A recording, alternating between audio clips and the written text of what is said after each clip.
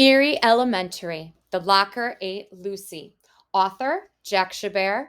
Illustrator, Sam Ricks. In this recording, we will be reading chapters 10, 11, and 12.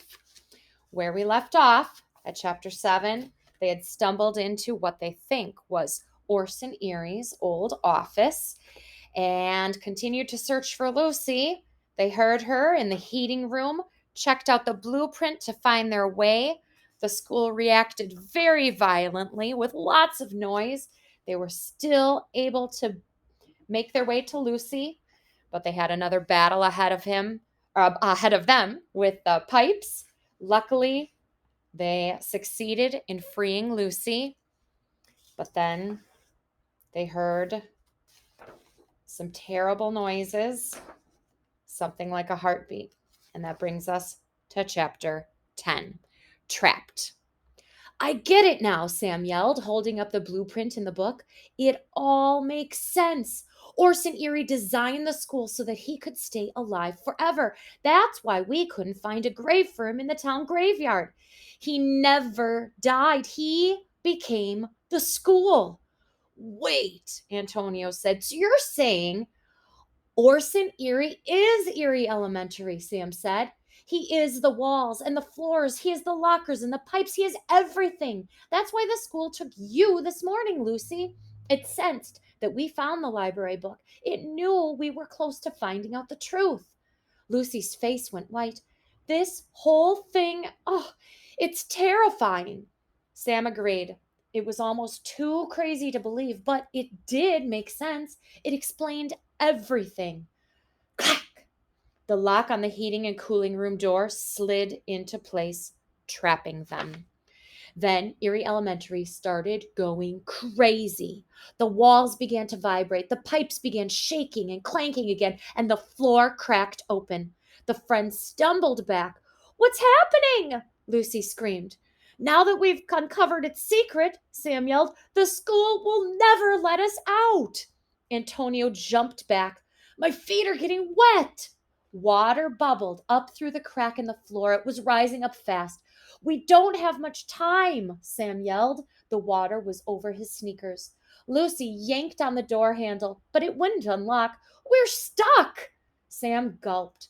The water rushed up through the floor fast. It was already above their knees, and there was no way out. Chapter 11, Slippery Escape. The three friends kicked their feet to stay above water. Soon they'd touch the ceiling. The water would fill the entire room. Clang, bang, clunk. The pipes were banging loudly. Sam could barely think. Wait, these pipes go all throughout the school, said Sam. He pointed to he pointed at one big pipe. It was broken. Guys, climb inside that big pipe. I've got an idea. Are you crazy? Lucy yelled. Antonio shook his head. No way. I'm not climbing into that old pipe. We don't know where it will take us, and I don't want to get squeezed again. It's our only choice, Sam said. Antonio looked at Sam, then groaned. Fine. He swam over to the largest pipe. It was the size of a giant water slide. He climbed in. Sam helped Lucy up into the big pipe, too. The dark water was still rising. Sam needed to hurry. I'll be right back. Where are you going? Lucy shouted. Trust me, Sam said. Sam took one deep breath and dove down. For once, he was actually thankful for all those swim classes his mom had made him take. Sam opened his eyes as he reached the water heater. Sam opened his eyes as he reached the water heater. Earlier, he had turned the wheel to the right to lessen the water's strength and save Lucy. So, if he turned it to the left, it should make the water move faster through the pipes. If the water is stronger, it can push us through the pipes. The water can carry us to the other end of the pipes, hopefully above ground, thought Sam. It was a crazy idea, but it was their only chance. Sam grabbed a hold of the wheel and began turning. Chapter 12, Dead End. Sam was having trouble turning the giant wheel underwater, and he was running out of air. If this plan doesn't work, my friends and I are in serious trouble, he thought. Sam pictured Lucy and Antonio and Mr. Nakobe.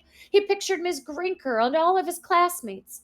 Eerie Elementary put them all in danger, and only he could save them. He was the hall monitor. He could feel the school, and he sensed now that he could beat the school if only he could turn the wheel. He could not fail. He would not fail.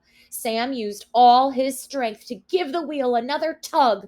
Screech! It worked! The wheel was turning. Then Sam saw a dial atop the water heater labeled water speed. How did I not see that before? Wondered Sam. As he turned the wheel, a small needle on the dial moved from green to red. The word danger was in the red section. Sam pressed his feet against the water heater and turned the wheel until the dial's needle was past the word danger. The water heater began shaking. It's going to blow, Sam thought. I've got to get out of here.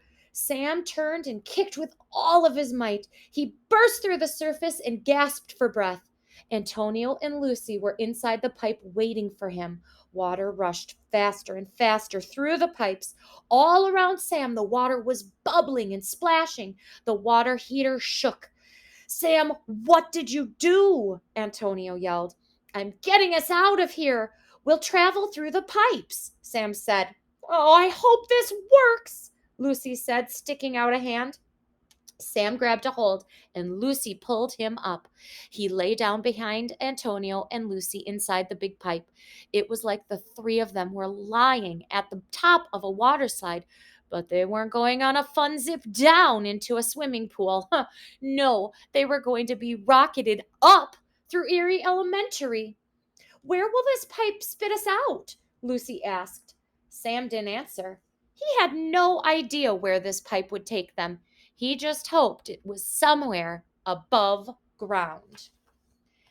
The pipe started really shaking. The water heater would blow at any moment and water would be blasted through the pipes. Hold your breath, Sam shouted. Here we go. Boom! The water heater blew. There was a giant blast of warm water. Sam, Antonio, and Lucy were launched through the pipe. Vazoom!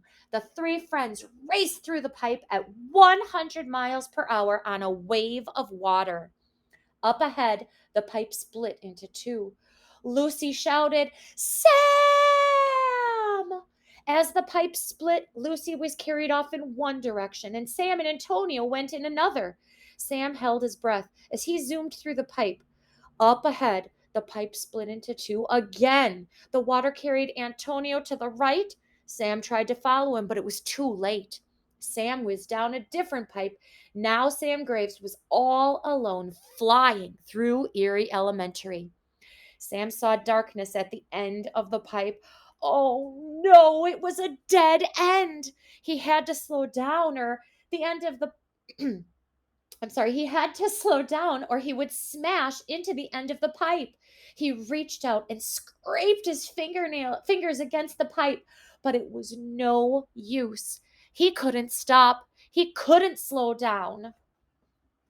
And we'll stop there. Next time we'll read chapter 13, Hanging by a Thread. Thanks for reading. Hope you enjoyed.